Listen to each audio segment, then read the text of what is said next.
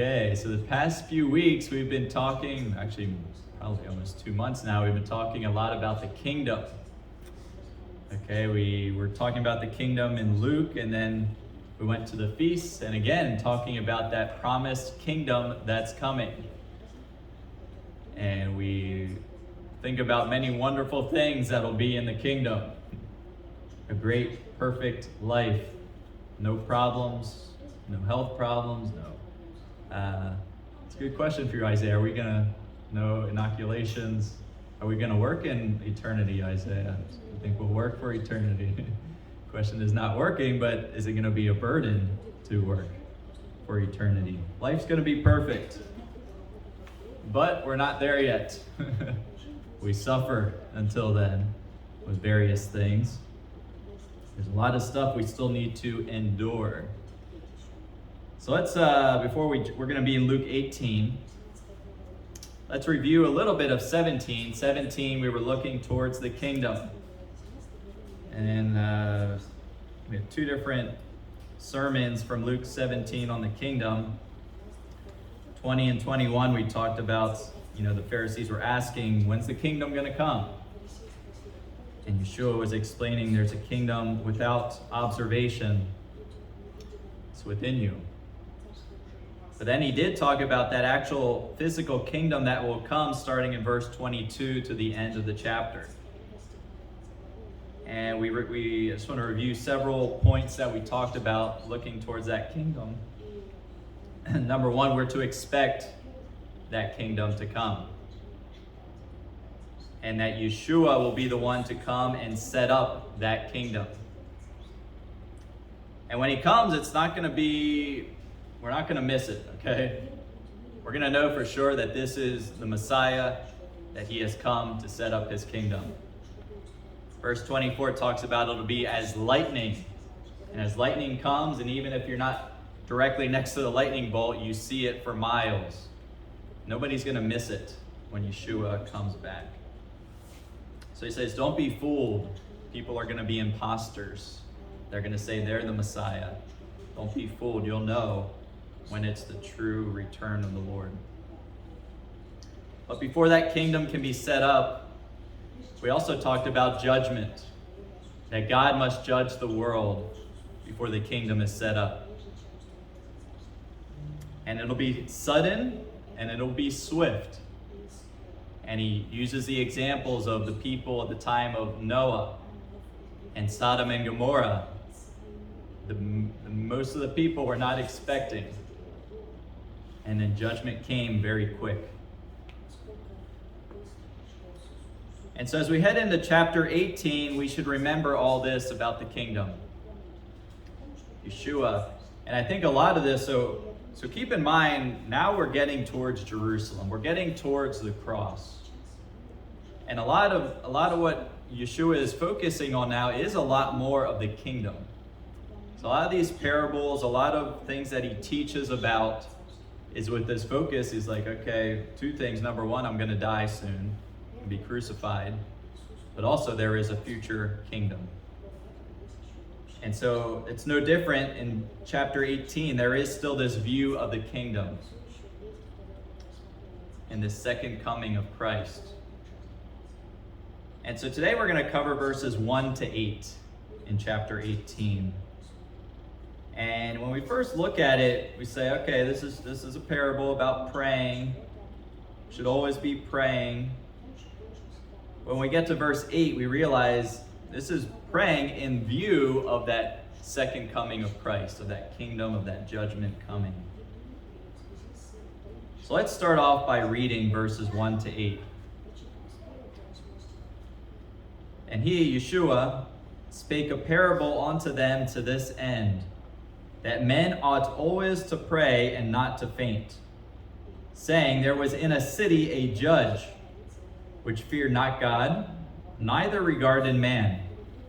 And there was a widow in that city, and she came unto him, saying, avenge me of mine adversary. And he would not for a while. But afterward he said within himself, though I fear not God, nor regard man, yet because this widow troubles me, I will avenge her, lest by her continual coming she weary me. And the Lord said, hear what the unjust judge saith. And shall not God avenge his own elect, which cry day and night unto him, though he bear long with them? I tell you that he will avenge them speedily. Nevertheless, when the Son of Man comes, shall he find faith on the earth? So let's break this down, go through the verses. And again, this is all in light of the Son of Man coming again. We see that there in verse 8. But he starts off in verse 1. The purpose of the parable is very clear. You don't really need to guess what he's talking about. It says, he spake a parable unto them to this end, that men ought always to pray and not to faint. Very clear. Let's break down each word of this sentence. What does it mean? What does he mean that men ought always to pray and not to faint? First, men ought to pray. What does the word ought mean? Maybe it's different and clear in Russian. Must. It is necessary. It's not even must, it's like obligation. It's necessary. Yeah. In Greek it's obligated. Okay? It means prayer is necessary. Prayer isn't optional. Okay? It's not optional for us as believers. Prayer is a necessity. It's not something we do when we feel like it or when we feel like there's no other options. Prayer, men ought to pray, meaning it is absolutely necessary for the believer to pray. We ought to do it. It is necessary that we do it. And it says we ought to pray. We ought always to pray. We ought always to pray. It's necessary that we not just pray now and then, but it's necessary that we always pray. This means that we should be praying continually. 1 Thessalonians 5:17 says, pray without ceasing. What does it mean? What does that mean, pray without ceasing? Non-stop, right? We should be on our knees 24/7, do nothing else but pray. Okay, that's a good point. Right, it's about our attitude. It's not literally non-stop, because obviously God wants us to do other things, okay? But what he's talking about is this attitude of always praying. Pray without ceasing. Continually, we are to be bringing our requests before God. We should be constantly thinking about wherever we are, whatever we're doing, we can be in communication with the Lord. Prayer isn't just a once in a while thing. It's not just a daily activity. It's an everyday activity and throughout the day. It's a continuous activity. It's not just limited to just one time a day.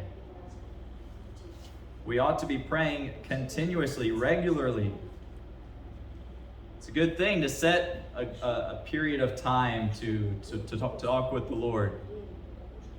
But what he's talking about here, it's not just, okay, pray when you wake up. It's not just pray right before you eat a meal. It's not just pray right before you go to bed. To pray always, to pray without ceasing, means to pray whenever it's necessary, whenever we can. So many things happen in our lives that, it's so sudden, and you need to make a quick decision. When someone makes you angry, quick reaction. But immediately, we should be in prayer with God.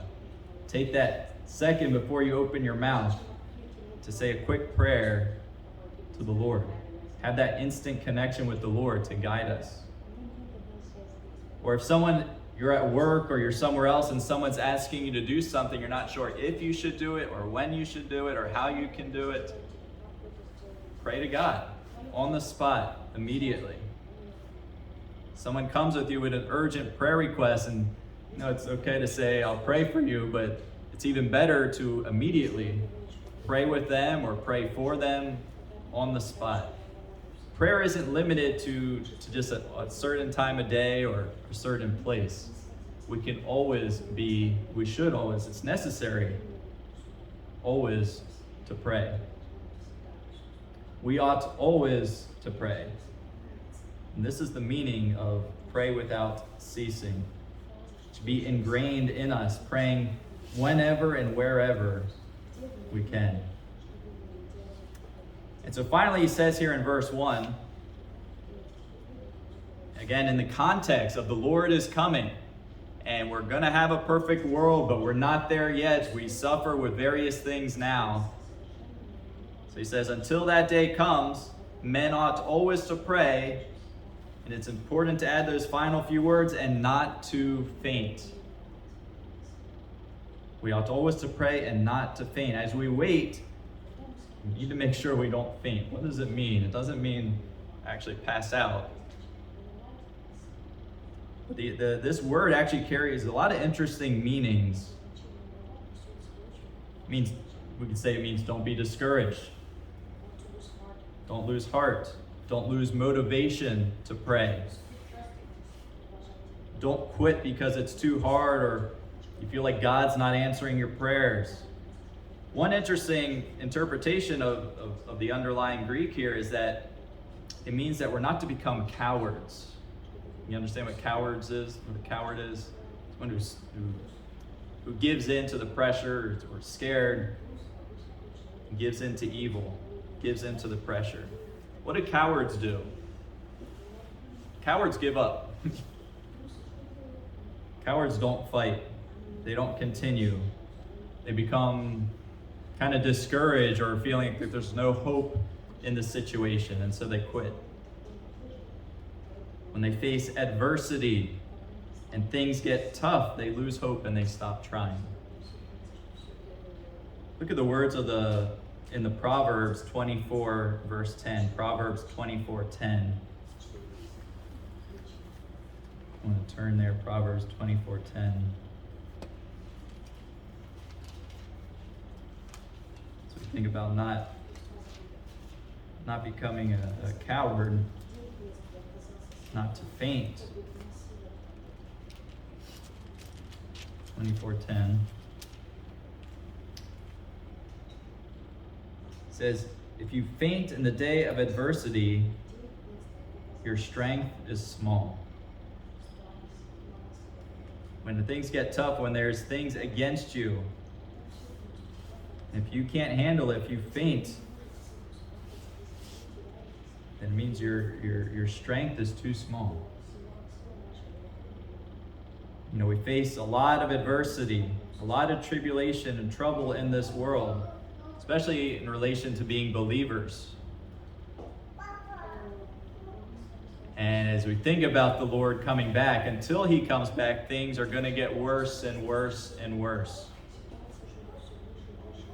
So as things are tough, as things are challenging for believers, and in Israel we have it relatively easy compared to maybe what the church is going to be going through now in Afghanistan, or what it's been going through in China and Central Asia.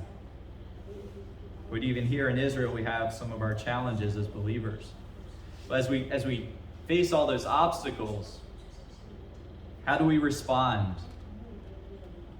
Do we faint? Do we become cowards? Do we just quit? Do we quit praying specifically? Or do we obey the scriptures here in verse 1? We keep going. Because men ought always to pray and not to faint. And why is it so necessary to always pray and not to faint? It's because we live in a wicked world. A world that is corrupt. A world that hates the truth of the Word of God. A world that often lacks true justice. And this world is really portrayed in this parable by this unjust judge. Verse 2, we read, there was in a city a judge which feared not God, neither regarded man. So here we have an unjust judge. He was a judge, literally meaning a judge of unrighteousness. Unjust judge, Yeshua calls him that in verse 6. It means a judge of unrighteousness. What type of judge was he specifically? He was a civil judge.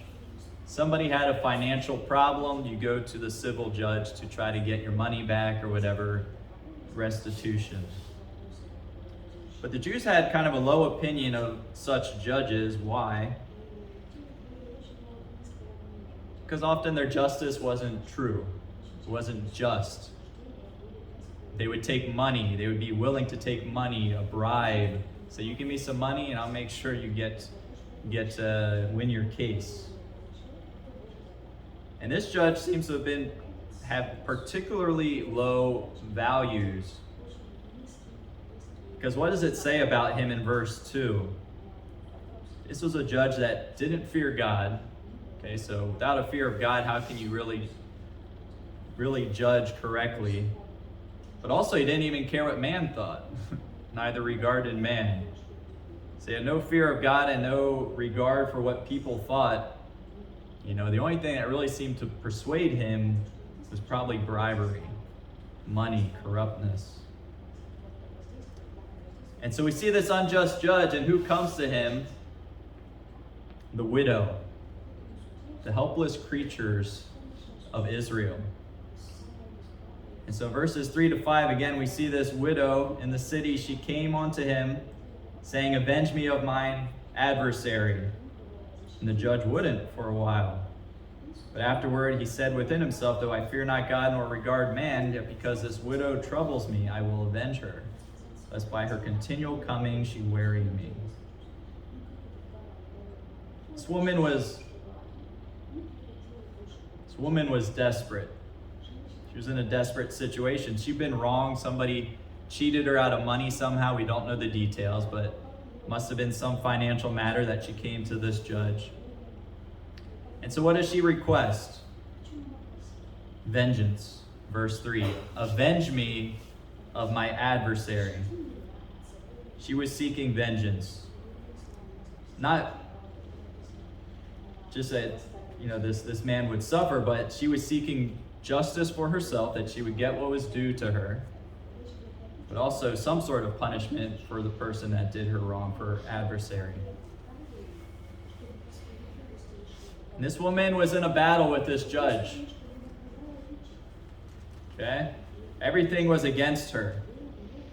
She had no money. Typically, widows didn't have a lot of money, that she had no way to bribe the judge. She couldn't do that. It appears here that she went to court to represent herself. It says that she's the one that went and said, "Avenge me," which was unusual in that day. Usually a man represented women that went to court. So she must have been very desperate, had no representation. She had one weapon to win her case. She had one weapon to win her case. All she had was her persistence, to continue at it till she got justice. This was a boxing match. I don't know how many of you watch boxing or care for boxing. But boxing is typically, John likes boxing? You like boxing? Surprising. Okay. Boxing is 12 rounds, typically 3-minute rounds. And you go and you beat each other up until somebody knocks the other person out. Or you make it all 12 rounds and then the judges decide who won. But it's a sport that requires endurance to make it all 12 rounds. And this judge and this widow were in this boxing match, both trying to make it through all 12 rounds. They were trading punches back and forth. Because notice the language. In verse 3, it says that the widow came unto the judge. This implies a repetitive action. It means that she kept coming onto the judge.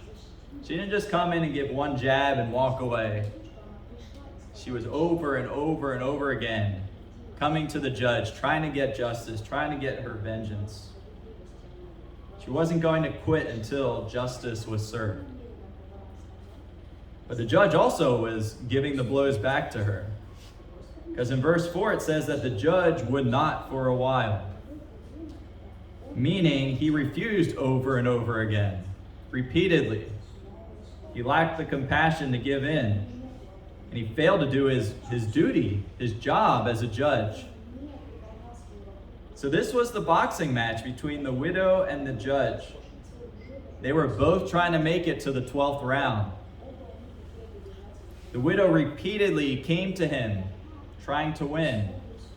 But the judge was also repeatedly refusing her, fighting back against her. But eventually this widow delivered the knockout punch. Her persistence overcame his indifference. And so what does the judge end up saying? I will avenge her, lest by her continual coming she weary me. Weary, meaning to wear someone down to the point of submission. This woman came again and again and again until he submitted. Actually, it's interesting that the word actually means to give someone a black eye. So it kind of fits in with the boxing metaphor.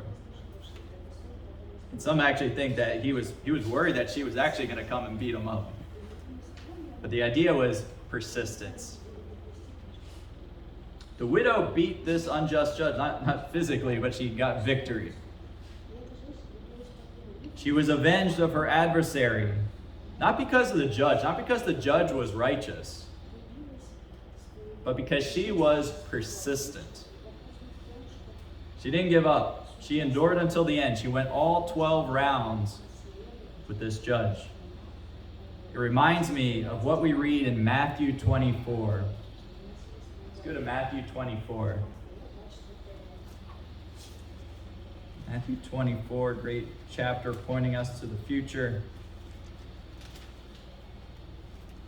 In Matthew 24, we're reminded of a similar boxing match that we're all in today, in this world. Because we also deal with unrighteousness. We deal with people like this unjust judge. We deal with liars. We deal with people that hate us and the truth of God that we represent. So in Matthew 24, Yeshua describes really the situation we're in today, but also the future wickedness that will come. In verse 6, he talks about wars and rumors of wars. We see that today. It'll get worse in the future. Verses 9 and 10, we see that people are going to deliver us up. In their case, in the disciples' case, that was happening in the immediate future. People were delivering up their fellow family members even to the Sanhedrin and others. And I believe even today and really in the future, believers will be delivered up by the people that are close to them, family and friends.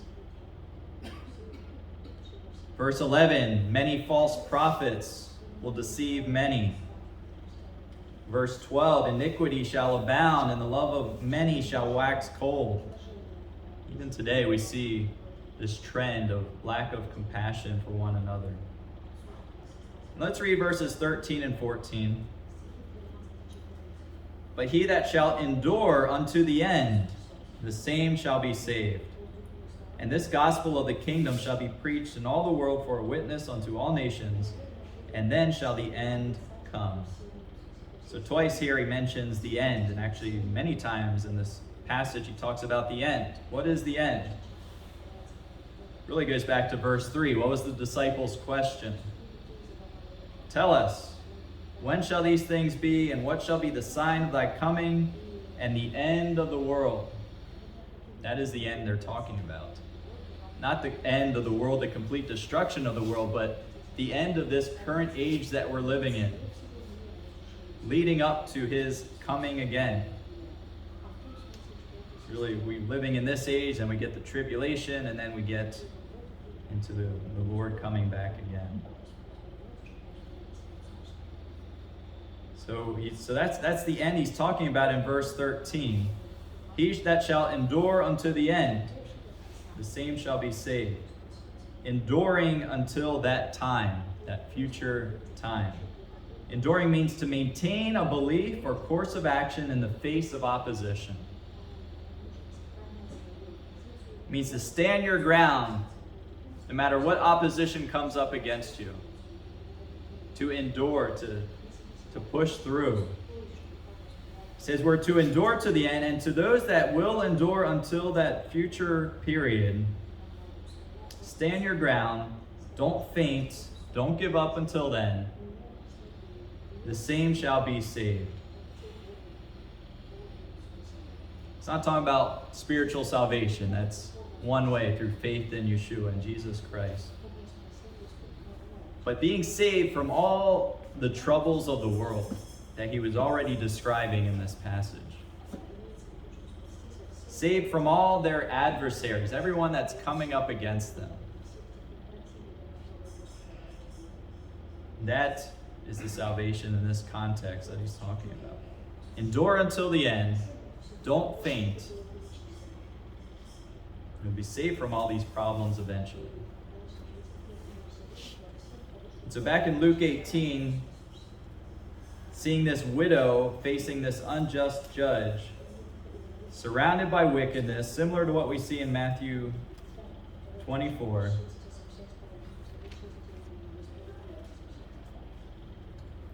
First she was wronged by someone financially, then she was wronged by the judge. But she endured. She endured until the end. And she was eventually saved from her adversary because she persisted. She won her battle against this unjust judge.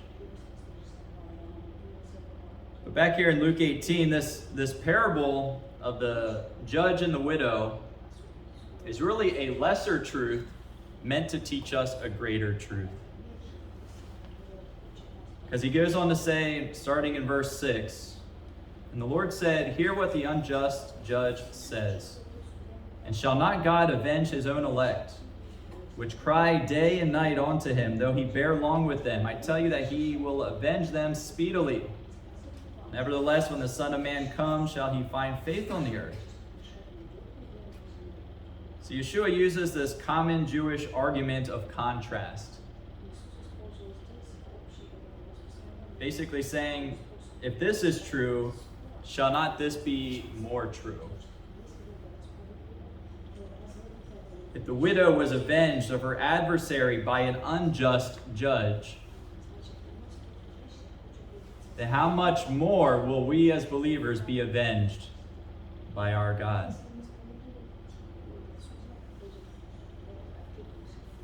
And if an unjust judge eventually avenged this widow who came to him day after day after day, shall not God even more answer the persistent prayers of his people? Certainly he will do it. That's the meaning of the language here. When it says, shall not God do it, it means he certainly will do it.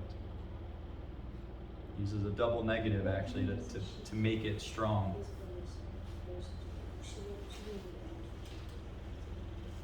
Also realizing that this widow got what she wanted without a man to go to court for her, without an advocate.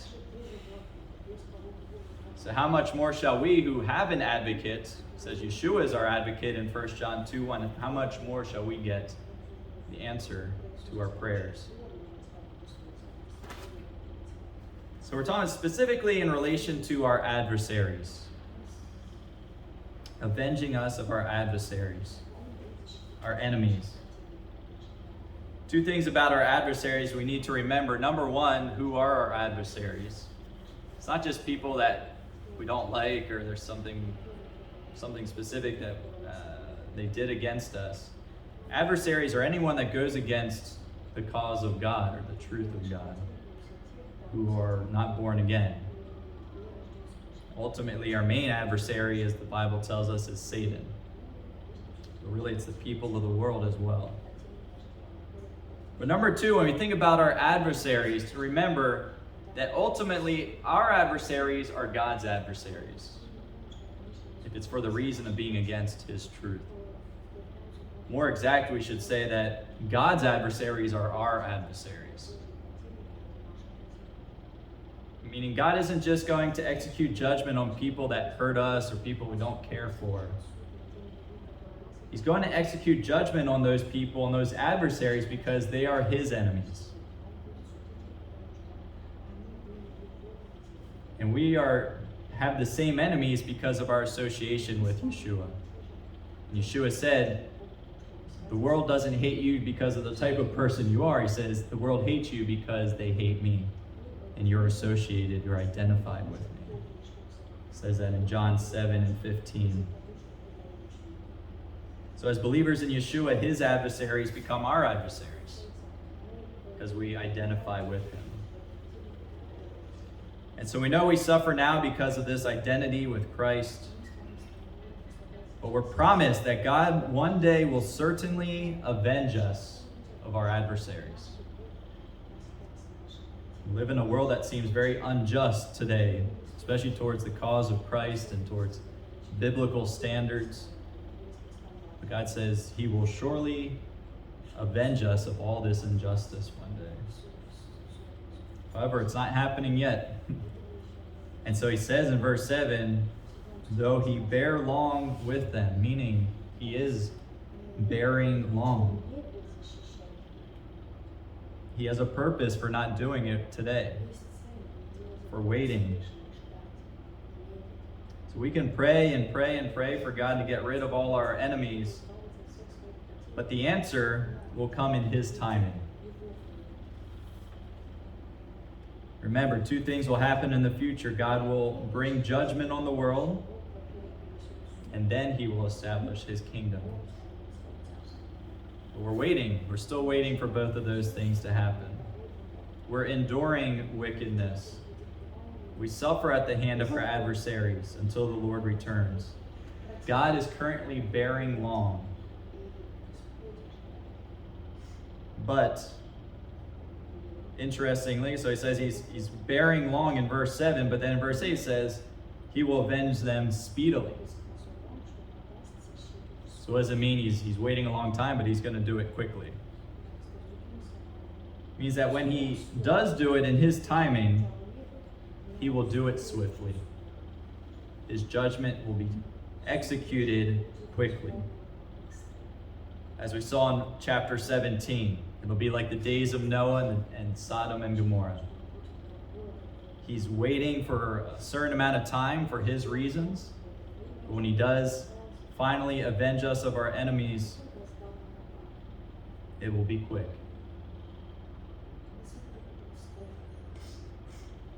And we need to remember, as much as we want to take vengeance on people ourselves, ultimately vengeance is reserved for the Lord.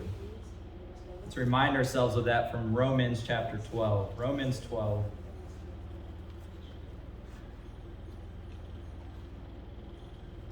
Romans 12, verses 17 to 21. We are to pray. We're to pray continuously.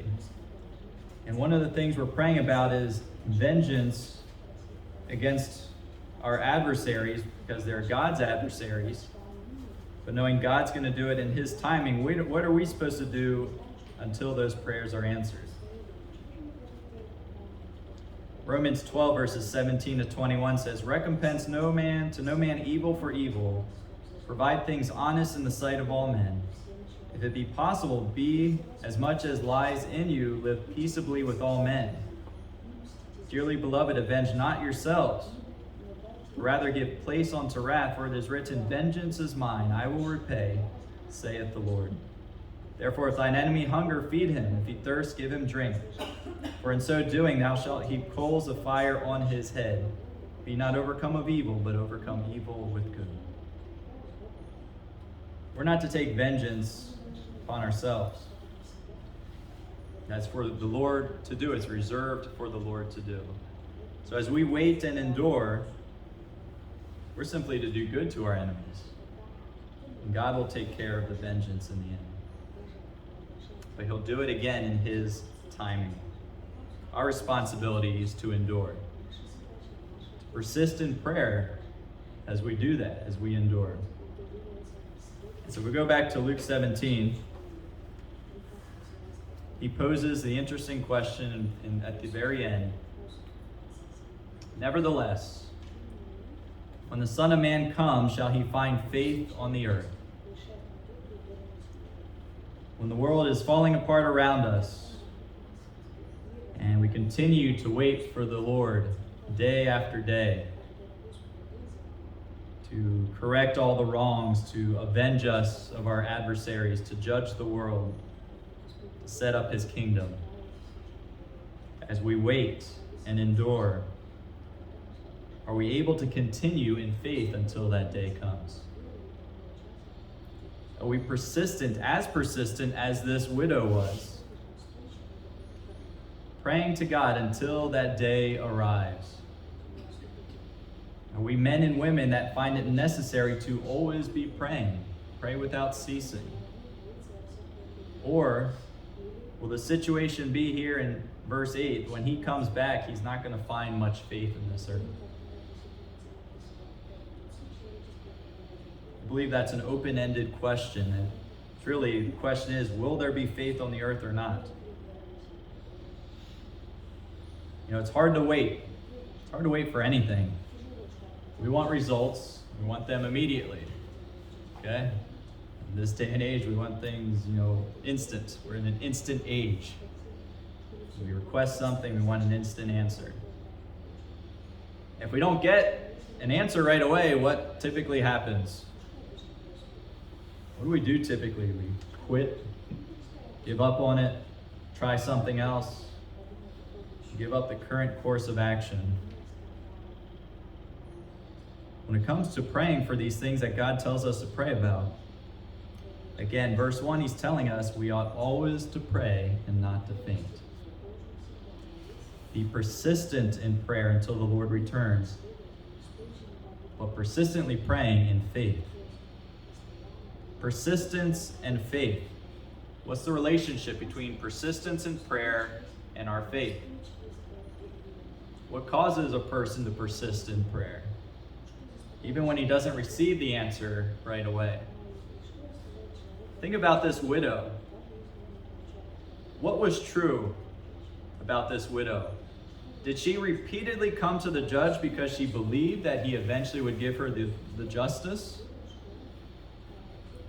Or did she repeatedly come to him in order to cause him to give her justice? Okay, you see the difference there? Difference in motivation between those two things. In one case, she was motivated to come because she had faith that eventually she'd get the answer. She really acted by faith. But in the other case, the other sense, she was motivated because she thought by coming every day, she was causing the judge to give her the answer. She relied in essence on her own effort. It wasn't by faith. And this is the point. When we look at this parable, it's not to say, if you really want something, just go to God constantly and say, I want this, I want this, I want this. Hoping that if you go to him enough, if you're enough of a nudnik, that eventually you're going to get what you pray for. That's not what he's talking about here. It's not like we're supposed to be like the widow on this judge and just keep going to God until he gives in to what we want. The reason we persist in prayer, the reason we come to him consistently, is because we already believe that he's going to answer and give us that answer that he promises to give. We persist in prayer because we believe God will answer when and where he chooses. And sometimes that answer is a no. But the driving force behind that persistence in prayer is our faith in his answer. We believe he'll answer our prayers, therefore we persist. And especially in this context, we may lose heart and say it's so difficult now. When's the Lord going to come back? When's everything going to be right again and perfect?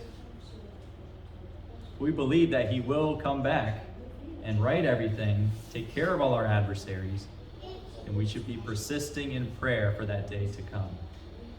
Actively praying, even so come, Lord Jesus. Let's close with Psalm 13.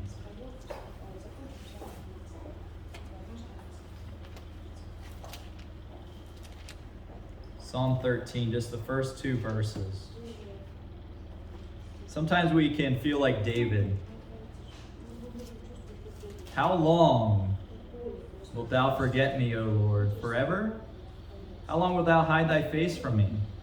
How long shall I take counsel in my soul, having sorrow in my heart daily? How long shall mine enemy be exalted over me? How long, Lord? You ever feel like that? You're praying and you see injustice in the world, you see your adversaries prospering, and you look to the Lord and you say, how long, Lord? How long is this going to keep going? Lord, why aren't you answering my prayer? When is everything going to be right? How much longer do we need to suffer? Things will be perfect again in the future when Yeshua returns. But again, things aren't perfect yet. Therefore, we see the necessity that men ought always to pray and not to faint, to endure. Are we doing that? Are we persisting in prayer? Or are we fainting? Are we praying in faith, praying faithfully? Or are we thinking that if we pester God enough, he's going to give us what we want? And when Yeshua returns, shall he find faith on the earth? We can look at it and think, okay, is he going to find faith in the other people that will be there alive at that time? Well, make it personal. Does he find, if he were to come back today, would he find faith in my life? As I pray, as I endure until he comes.